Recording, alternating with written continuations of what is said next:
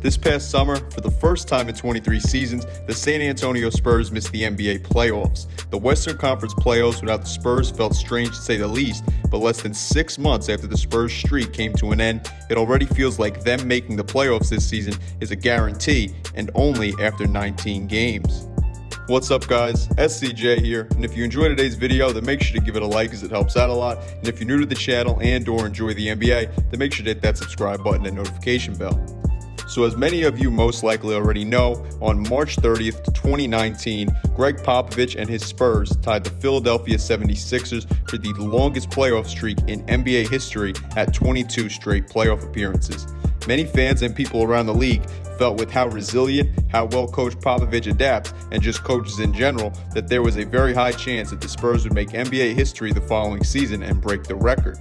However, after dealing with injuries to key players such as LaMarcus Aldridge and rookies Keldon Johnson and Luka Samanic, and never finding their rhythm with the players filling in for them, the Spurs would finish 11th in the Western Conference, thus meaning they would not make the 2020 NBA playoffs, and their streak of consecutive playoff appearances would end at 22 straight seasons. The Spurs would be forced to leave at the NBA campus or NBA bubble in Orlando, Florida at Disney's Wide World of Sports early, and they had to go back to San Antonio, Texas and lick their wounds. No one was really sure where the Spurs would go from that point onward, and NBA insiders started reporting that Greg Popovich may be on the move and go coach a team such as the Brooklyn Nets, and there were also rumblings that one of or both of the Spurs' two highest players, DeMar DeRozan and LaMarcus Aldridge, might be leaving San Antonio and playing elsewhere. After all those rumors and rumblings died down though, the San Antonio Spurs would end up standing pat pretty much and almost making literally no changes to both their coaching staff and roster, as they retained Coach Popovich and his staff, re-signed 2 of their 3 free agents, and let that one free agent, Chimezie Metu, enter the free agent market and sign with the Sacramento Kings. It was a bit strange to see that after they had their first disappointing ending to a season in a long time, that the Spurs almost made literally no changes to their team or their roster, but much like we've seen with Coach Pop, the Spurs front office, and the Spurs as a team in the past, they always know exactly what they're doing, and they come out of nowhere and catch us sleeping to shock us all.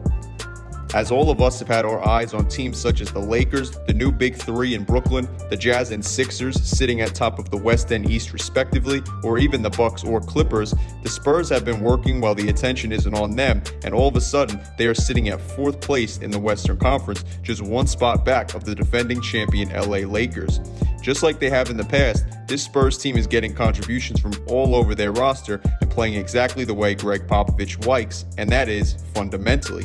The Spurs currently have 7 players averaging double-digit point totals per game this season, with DeMar DeRozan leading the way with his 20.7 points per game, along with his second most threes he's attempted per game, a surprisingly solid and career-high 36.4% shooting from behind the arc, and 3rd highest field goal percentage of his career. Even with his points per game average being right smack dab in the middle of his scoring totals going by season, he's also averaging a career high in assists at exactly 7 per game. In Greg Popovich's system, where sharing the ball is essentially fundamental, it's safe to say Pop is very happy about that. Even with all the improvements DeRozan has made to his game, as well as the great spread out scoring they're getting from their entire roster, the positives don't even end there. That being because the Spurs will soon, maybe even as early as this weekend, be getting one of their key players back, Derek White, as he will be returning from his minor toe fracture that he suffered on New Year's Day against the LA Lakers.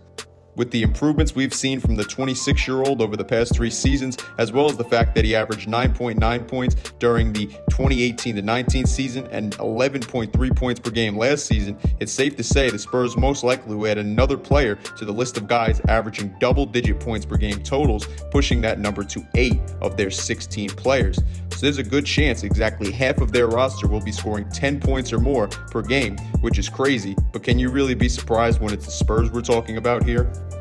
The Spurs are currently riding a 3-game win streak after impressive wins over the Wizards, who they blew out, the Celtics, and the Nuggets. And as mentioned before, the Spurs are currently the 4th seed in the tough Western Conference, and they are currently tied for the 6th most wins in the entire league with both the Milwaukee Bucks and Denver Nuggets. Not only do they rank among the top teams in the league overall for record and wins, but they also have the 6th best relative percent index in the entire league. I brought up this stat before multiple times, but what it is a calculation of how good a team really is by adding together 25% of a team's winning percentage, 50% of their opponent's winning percentage, and 25% of their opponent's average winning percentage. With them already having impressive wins over teams like the Lakers, Clippers, and Trailblazers, as well as them being tied for the 9th highest strength of schedule in the entire league currently, it's safe to say they're among some of the best teams in the entire NBA. So after looking at those stats, I guess much like this year's Utah Jazz team that I talked about in my video from the other day, it's safe to say that you're a good team and you're in a good spot when the company of the teams that you have around you all have superstar players on their rosters and you don't. And it just goes to show you that sometimes playing as a complete team and a complete unit and believing in yourself can lead to very good results, especially this year when most of the superstars are dealing with fatigue from deep playoff runs and the shortest offseason in all of sports history. So I've mentioned how well this Spurs team is playing fundamentally and as a unit multiple times in this video, so I guess it's time I stop keeping you waiting and we look at their rankings among the other teams in the league. Surprisingly, even with them possibly having half their roster averaging double-digit point per game totals once Derek White returns, as well as DeMar DeRozan's career high in assists per game, they're not top 10 in points per game, assists per game, or offensive rating this season. Another surprising thing to see is that even though one signature trait of the Spurs is typically their defense and their defensive prowess, the Spurs are also not top 10 in blocks per game, steals per game, or just steals overall on the season. They're also nowhere to be found in terms of shooting numbers aside from their terrific free throw shooting percentage, where they shoot 9th in the league with almost 80% as they shoot at 78.7%. But once you look at the rebounds and passing numbers, you can see good old Pop making his guys play the classic Spurs way. The Spurs currently rank 10th in the league in total assists on the season. They just narrowly missed being top 10 in assists per game by 0.6 assists, and they have the 3rd best assist to turnover ratio up to this point this season. Then if we look at rebounding numbers, the Spurs are 10th overall in total rebounds on the season, as well as 9th in defensive rebounds. These are yet again numbers that feel very typical to Spurs numbers, as they are a good team that puts up good numbers in multiple areas, yet doesn't excel in one specific category. I guess like the old phrase goes, variety, or in this case, a little bit of variety, is the spice of life. Just in this case, we're talking about basketball and the San Antonio Spurs. So Greg Popovich and the San Antonio Spurs once again seem to be back to their old ways and are once again one of the top teams in the entire NBA. That's all fine and good, but if there's quite literally no changes that they made to their front office, coaching staff, and their entire roster aside from letting go of one player who averaged 5.8 minutes per game and 3.2 points per game in just 18 minutes last season, then why are they all of a sudden playing better than they did last year? Well, of course, one of the things that I mentioned earlier was the team was dealing with injuries to some of their key players, but one of the other things that may very well be their most important thing this season is improvement and player development from the guys that were already on their roster. We mentioned the great improvements DeMar DeRozan made to his game earlier, but many of the players from last year's team are now seeing decent numbers of jumps or big jumps in many statistical categories. When you take a look at second-year player Keldon Johnson, he's seen a 5.5 point jump to his points per game total from last season, as well as a jump of 4.1 to his rebounds per game number from last year as well. DeJounte Murray is averaging 4.1 more points per game than he did last season, and he's also seeing a nice jump to his rebounding and assists per game numbers as well.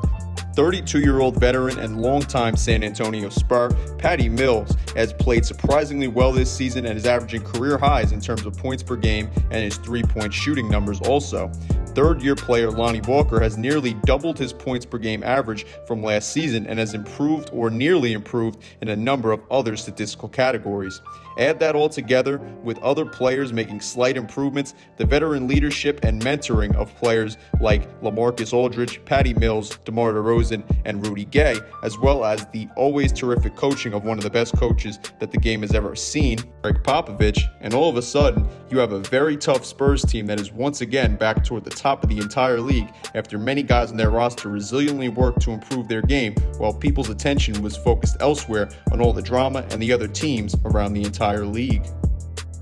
No matter how much longer Coach Popovich or any of the Spurs veteran players are in San Antonio, it looks like the Spurs have a very good foundation going forward with many talented as well as many young players on the team's roster, and it feels like this Spurs team is really just getting started. I want to know what you guys think though down in the comments below about this year's Spurs team or just any of the players that we talked about, so let me know down in the comments. Like mentioned before though, if you like this video then please give it a like as it helps out a lot, and if you're new to the channel and or a fan of the NBA or enjoy the NBA, then make sure to hit that subscribe button and notification bell, that way you stay up to date with my newest content. Anyway though guys, I'm SCJ and I am out. Peace.